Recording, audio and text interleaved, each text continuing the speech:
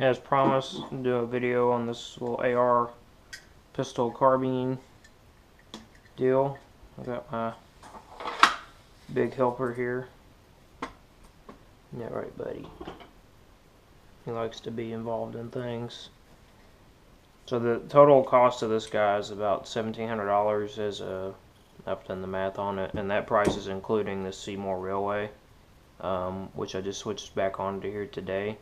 I did not use this in the match yesterday. I was using the SIG Romeo. But this is faster. It was on my 1022. I get better use out of it on here, so put it on here.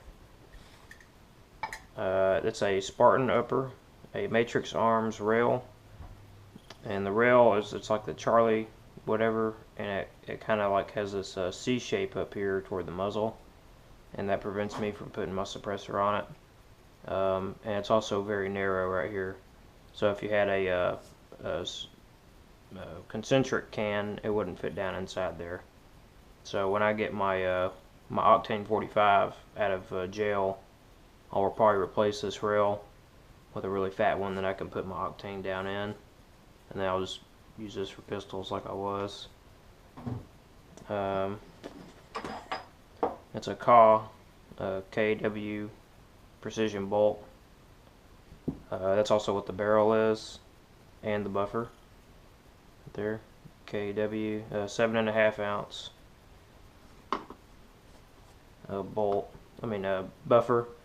This bolt does have an extra weight on the back of it, and it is it's got the notch down here for the M16 type cut. So you could, I think, put an echo in this and expect it to work. I've not tried that, but just looking at that, I'm thinking that you can. I would definitely like to try it.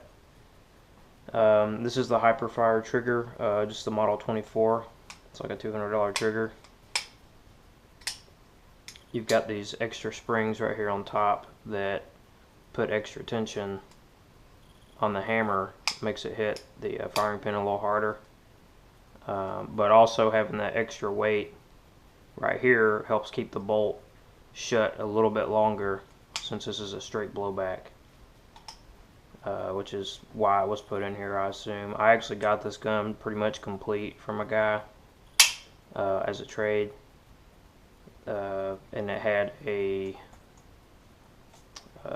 little blade brace on there, and I traded another thing with another guy and got this SB PDW brace, which is pretty awesome. It'll collapse all the way down right there, and pull it all the way out.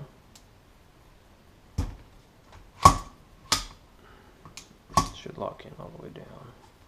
Oh, it's because I got that pin out. There you go. That's all the way collapsed. The gun is very reliable. I've put quite a few rounds to it since I've got it, and I've only owned it for a couple weeks now, and I've probably shot 1,000 rounds to it. I've had a couple malfunctions at the end of the match yesterday when we were just screwing around shooting, and one of the guys shooting it had 2 stovepipes. Another guy shot a hand load and it fired out a battery, which is not really the ammo's fault, but it blew up in here. It's alright, gun still works fine, nobody got hurt.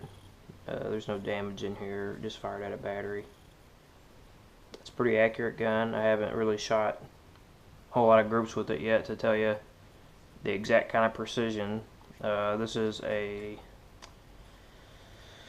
I'm not 100% sure on the barrel length. I think it's 7.5 inches, or 8 inches long. This does have last round bolt hold open right here, and I did have to take these 3 screws out right here and Loctite them and put them back in. When I first got it, went out and shot it, these 3 came loose and one of them actually came out. So these are definitely very specific screws and not something you're just going to find, so make sure you Loctite those. This is billet. I mean, everything's pretty squared away on it. This thing actually weighs, it's actually pretty light. Light little package. The recoil impulse feels kind of like the MPX. I'd say, I can't say if it's less than the MPX or more. I'd say it's right around the same. It definitely kicks less than the Tavor 9mm, which is one of the big reasons I got rid of that, was the amount of recoil it had. The 9mm actually kicked substantially more than the 5.56. So that was a... Plus I had a ton of money wrapped up in that thing, and it was bigger and heavier than this. I mean, and 9mm the Tavor is over 10 pounds. This thing is real light and handy. I didn't include in that price this charging handle. So this is a $50 charging handle. So it's close to, as configured, close to 1,800 bucks. And that's not including, obviously, the suppressor or the piston or anything. This is a 1/2x36 threaded barrel, which I've noticed is kind of the standard for 9mm carbines. 1/2x28 is pretty standard for the pistol, but on the carbine they tend to put 1/2x36 just so you don't accidentally put this can on a 5.56, which would be pretty bad. That's about all I got to say about it. If y'all have any questions, just post them in the comments. I'll try to get back to you. That's about it.